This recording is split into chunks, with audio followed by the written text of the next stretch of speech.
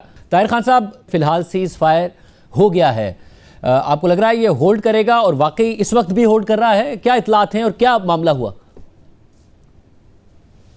मेरे ख्याल में इसका इम्कान है कि सऊदी अरब और कतर और दीगर दोस्त ममालिक ने मुमकिन है कि एक रोल इसलिए अदा किया होगा कि जब ये सिलसिला शुरू हुआ तो सऊदी अरब उमूमी तौर पे इस तरह क्विकली माजी में अगर आप देखें इस तरह बहुत जल्दी एक रद्दअमल जाहिर नहीं करता, लेकिन सऊदी अरब ने किया और कतर ने भी किया।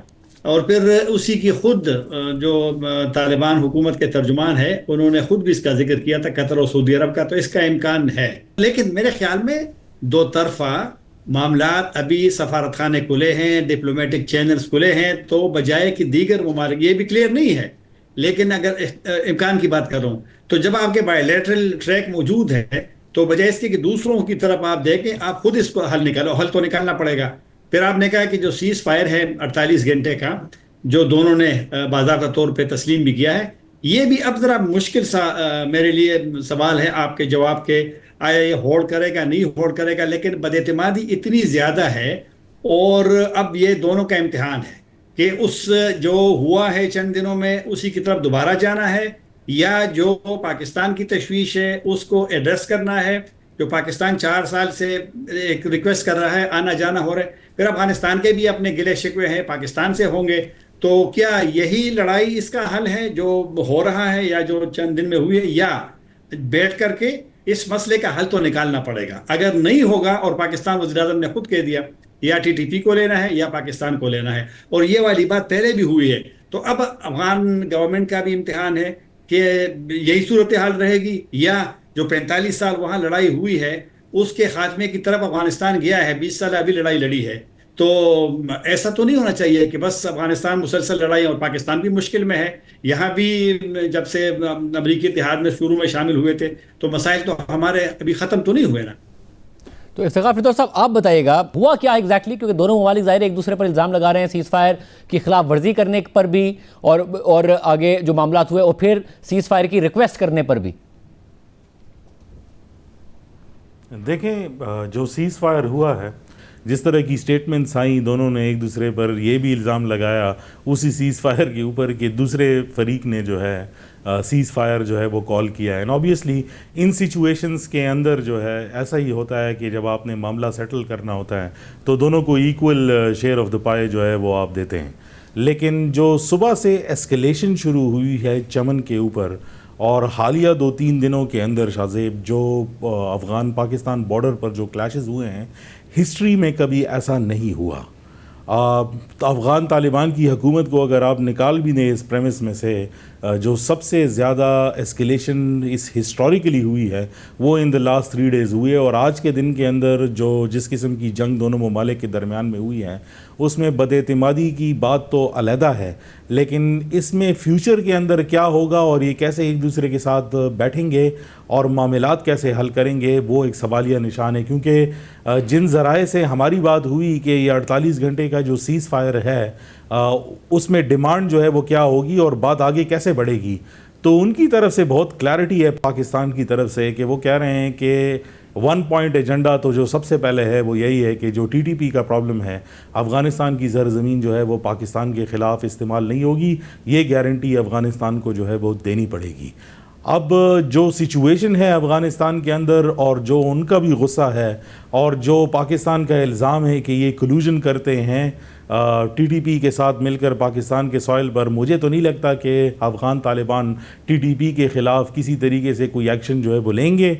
और शायद जो 48 घंटे है उसके अंदर कोई सब कमेटी जो है वो बन जाए जो प्रोलॉन्ग तरीके से इसको ब्यूरोक्रेटिकली डील करके कोई हल निकाले, शायद बॉर्डर से दूर कर दे, शायद उनको अफ़गान नेशनैलिटी दे दे, कोई इस किस्म की चीज़ें। लेकिन काफ़ी तशवीशनाक सूरत हाल है, मुझे ये लास्टिंग नहीं नज़र आता कि ये सीज़ फायर लास्ट हो। तारिक खान साहब, एक तो तालिबान के अपने अंदर इख्तलाफात की खबरें सामने आना, सिराजुद्दीन हक्कानी साहब का एक जो बयान है वो गर्दिश कर रहा है जिसमें वो गालिबन तनकीद करते नज़र आ रहे हैं जो अफ़गान वज़ीर ख़ारजा हैं उनके बयान के हवाले से। और फिर जो आप बदएतमादी की बात करें, एतमाद साजी कैसे होगी? ये हो सकता है जो पाकिस्तान का मुतालबा है उनसे कि वो उस पर अमल कर दें और पाकिस्तानी तालिबान को रोक दें कार्रवाइयाँ करने से? मेरे ख्याल में ये जो हुआ है ज़रूर वहाँ पर कुछ तब्दीली आनी चाहिए, क्योंकि पाकिस्तान का मौक़िफ़ बिल्कुल अब तब्दील हुआ है। 4 साल मेरी नज़र में इंतज़ार किया है। और आप देखें ना, पाकिस्तान के बयानात देखें, फ़ॉरेन ऑफिस के, जो 12 अक्टूबर का बयान था उसके आखिर में आप जाएं, पाकिस्तान ने कहा है कि एक वक्त आएगा कि अफ़गान आज़ाद होंगे, वहाँ पर ऐसी एक नुमाइंदा हुकूमत होगी। ये एक मैसेज है कि पाकिस्तान ने क्यों कहा। और आप कल के बयान देखें, शाम को जो जारी हुआ था कि अब तालिब, और आज का भी, कि तालिबान रिजीम कहते हैं। उबूरी हुकूमत से पाकिस्तान चला गया रिजीम कहने पे। फिर आप गए कि 30 सितंबर और 1 अक्टूबर को पाकिस्तान ने 4 साल में पहली मरतबा अफगान मुखालिफिन को पाकिस्तान में जमा किया, और उसमें यह फैसला हुआ है कि और भी इस साल और मीटिंग होगी जिसमें साबिक वज़रा और मेंबर ऑफ पार्लियामेंट होंगे अफगानिस्तान के। फिर अगर फिर तब्दीली नहीं आई तो तीसरी मरतबा मुमकिन है कि दफ्तर भी इजाज़त दें, और शायद फिर जो मिलिट्री कमांडर उनके थे उनको भी पाकिस्तान बुलाए। तो लिहाजा पाकिस्तान की सोच में तब्दीली हुई, और अब वहाँ पे भी अब देखना है कि अब पाकिस्तान का जो मूड चेंज हुआ है। और मेरे ख्याल में पहले जो दोस्त ममालिक होते थे वो पाकिस्तान से कहा करते थे कि पाकिस्तान पे दबाव ना डालें, आप उसके साथ इंगेज रहें और मामलात का हल निकालें। तो शायद पाकिस्तान को, हमने सुना भी है यहाँ इस्लामाबाद में लोगों से, कि अब वो ममालिक जो पाकिस्तान को ये कहते थे, अब वो भी पाकिस्तान के साथ किसी हद तक इन मामलात में, जो ऐसा कौन सा मुल्क होगा जहाँ पर 10-10 और 12-12 फौजी शहीद होते हैं? ऐसा मुल्क है किसी रीजन में? और पाकिस्तान का, हमने पाकिस्तानियों से सुना कि तालिबान आने के बाद 3000 तक सिक्योरिटी फोर्सेस की जानें ली गई है, और 60% तशद्दुद के वाक़यात में और हमलों में इजाफा हुआ है। अफगान तालिबान को सोचना पड़ेगा कि अब वो गवर्नमेंट में है, 34 सूबे पे हुकूमत कर रही है, 4 करोड़ की आबादी है, दुनिया से अपने ताल्लुकात कायम करने हैं। तो मेरे ख्याल में पाकिस्तान का मूड, मेरा नहीं ख्याल कि अगर वहाँ तब्दीली नहीं आएगी तो शायद यहाँ भी तब्दीली ना हो। इरशाद साहब, आप मुझे बताइएगा, अब क्या एक तो तालिबान के अपने अंदर भी कोई ना कोई तकसीम है, या वो कमज़ोर ना दिखने के लिए भी कुछ ऐसे इकदाम कर रहे हैं, और क्या ऐसी सूरत हाल में वो इस बदअतमादी को ख़त्म कर पाएंगे, पाकिस्तान की शिकायत को दूर कर पाएंगे अगर दोस्त ममालिक भी उन पर दबाव डालते हैं? देखें, जो तालिबान के अंदर के इख्तिलाफात हैं वो ऑब्वियसली अब तो खुल के सामने जो है वो नज़र भी आ रहे हैं। पहले तो सिर्फ ये बंद कमरों के अंदर ये बातें जो है वो होती थी। और जो सिराजुद्दीन साहब की बात का जो है आपने ज़िक्र भी किया, इसके अलावा भी कुछ ऐसे इंस्टेंसेस जो है वो सामने आए हैं, जिसमें अभी रिसेंटली एक मिनिस्ट्रियल मीटिंग अफ़गानिस्तान के अंदर कंक्लूड हुई, जिसके निकलने के बाद वहाँ से जितने भी लोग थे उन्होंने दोबारा अपना अहद जो है अपने सुप्रीम लीडर के लिए जो है वो ज़ाहिर करने की ज़रूरत समझी। तो आप कभी भी जो है अपना ओथ रिन्यू नहीं करते जब तक कि आपको किसी बात का जो है वो शक ना हो कि ये बंदा जो है मेरे साथ बाकी जो है वो लॉयल नहीं है। तो ये चीज़ें तो हो रही हैं अफ़गानिस्तान के अंदर, जो इंटरनल उनके इश्यूज़ हैं। लेकिन हमने देखा है कि ये रीसेंट एस्केलेशन के बाद अफ़गानिस्तान के अंदर से भी कुछ आवाज़ें आईं, बल्कि खुसूसी वो डायस्पोरा भी जो बाहर बैठा हुआ है अफ़गानिस्तान से, वो भी अफ़गानिस्तान को जो है, अफ़गान तालिबान को जो है अपनी अफ़गान लोगों से जो है वो डिफरेंट जो है वो देखना चाहता है, जो पाकिस्तान का स्टांस भी है। प्लस हमने देखा कि अफ़गान तालिबान ने पब्लिक रैलीज़ जो है वो की अफ़गानिस्तान के अंदर, नंगरहार के अंदर कुछ ऐसी हरकतें की जो मेरे ख़्याल में कोई भी महज़ब मुआशरा जो है वो आजकल के दौर में जो है वो करेगा।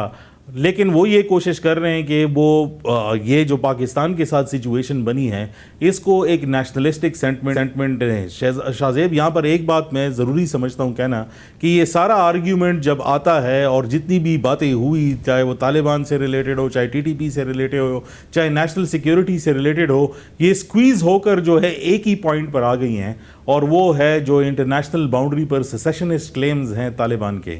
उन्होंने सारी बातें, चाहे आप मुत्तकी साहब की बात अगर न्यू दिल्ली में उन्होंने की, या ज़बीउल्लाह मुजाहिद साहब की बातें आप सुने, उन्होंने ड्यूरेंट लाइन के डिस्प्यूट्स के हवाले से बात जो है अब छेड़ी है।